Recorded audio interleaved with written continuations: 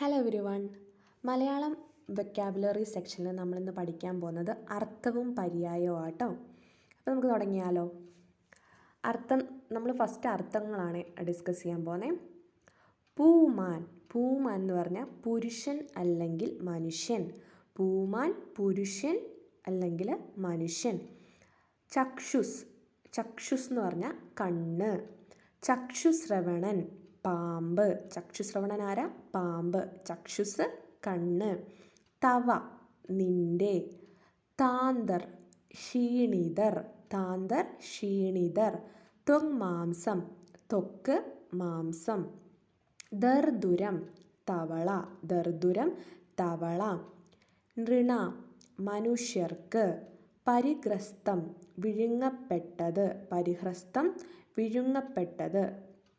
പാക്ദാർ വഴിപോക്കർ.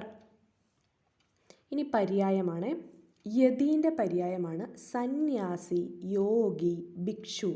യതീൻ്റെ പര്യായങ്ങൾ സന്യാസി, യോഗി, ഭിക്ഷു. മുഖത്തിൻ്റെ പര്യായങ്ങളാണ് വദനം, ആനനം, ആസ്യം. മുഖത്തിൻ്റെ പര്യായങ്ങളാണ് വദനം, ആനനം, ആസ്യം. അസുരൻ്റെ പര്യായങ്ങളാണ് ദൈത്യൻ, ദാനവൻ, ധനുജൻ. അസുരൻ്റെ പര്യായങ്ങൾ ദൈത്യൻ, ദാനവൻ, ധനുജൻ. വൽക്കലം ചീരം, മരവുരി. വൽക്കലത്തിൻ്റെ പര്യായങ്ങളാണ് ചീരം, മരവുരി. മുടിയുടെ പര്യായങ്ങളാണ് കൂന്തൽ, വേണി, കേശം. എന്തൊക്കെയാ? കൂന്തൽ, വേണി, കേശം.